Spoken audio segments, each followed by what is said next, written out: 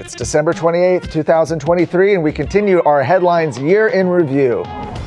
Texas Scorecard is continuing to look at the big stories from this last year as we head towards the new year. One of those was a big push to expand gambling in Texas that grew. And near the end of the 2021 legislative session, Las Vegas Sands, that's the organization, launched a multi-million-dollar PR campaign to expand gambling in Texas. The timing was widely characterized as strange since in April, if you know how the legislative process works, with no momentum, an ad campaign's unlikely to yield results. It turns out that they were playing the long game because during the 2022 election season, a PAC connected to Las Vegas Sands doled out $2 million to Texas candidates, including $300,000 to Speaker Dade Phelan, $225,000 to Lieutenant Governor Dan Patrick, $200,000 to Governor Greg Abbott, and $50,000 to Comptroller Glenn Hager, plus donations to plenty of state representatives and state senators. Ahead of the 2023 legislative session, casino gambling interests signaled they'd continue their full-court press to add casinos to the limited number of legal gambling options currently available to Texans. And, well, they weren't alone.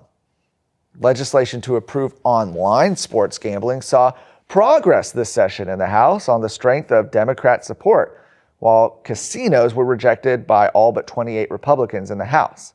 As has been the case for years, the Senate was hostile to any approaches by the gambling lobby, didn't receive a vote in the Senate. Doesn't mean the fight is over. The Adelson family, which owns Las Vegas Sands, announced the purchase of a controlling stake recently in the Dallas Mavericks, as well as their purchase of a large swath of land in Dallas. Many have speculated could be for a resort.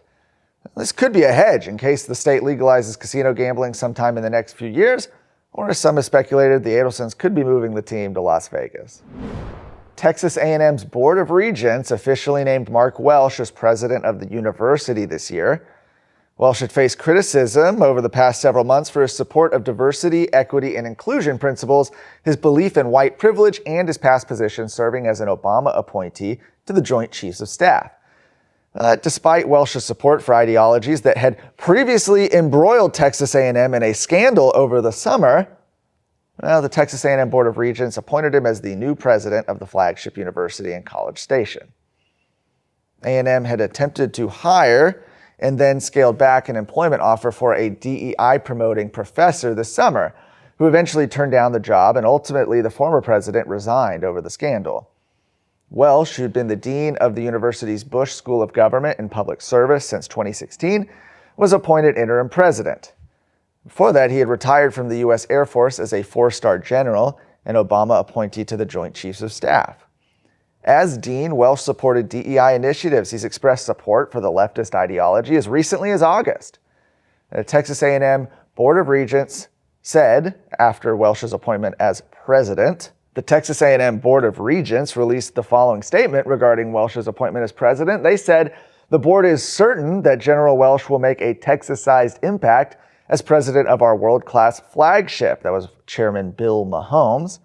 He went on to say his remarkable career embodies Aggie core values. Now his mission is to raise A&M's national stature in research, education, and student experience.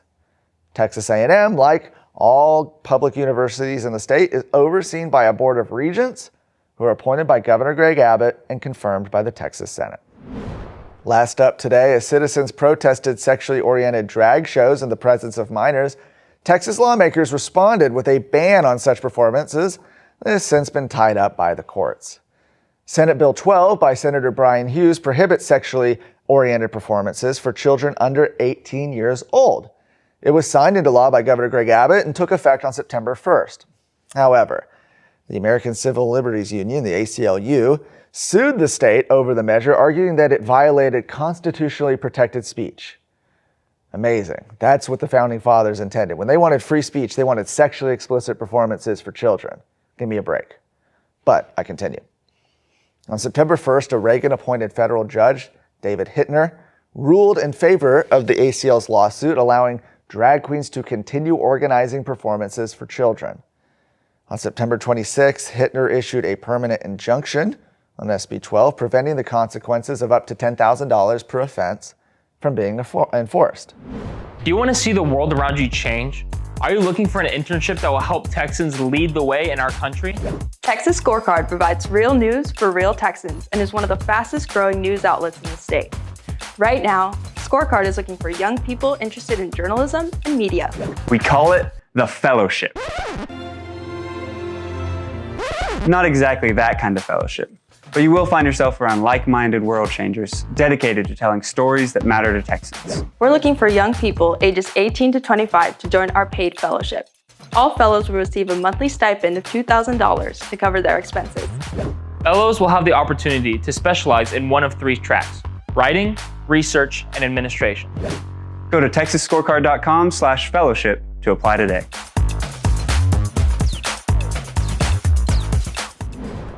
The fight against public drag shows in front of minors has continued outside the courtroom as well. For example, activists protested recently outside a Dallas church, use that word loosely, that was hosting a drag Sunday to bless local drag performers. Disgusting. Hughes also stated that this is a common sense and completely constitutional law, and we look forward to defending it all the way to the Supreme Court if that's what it takes. Currently, the Attorney General is working the case on appeal.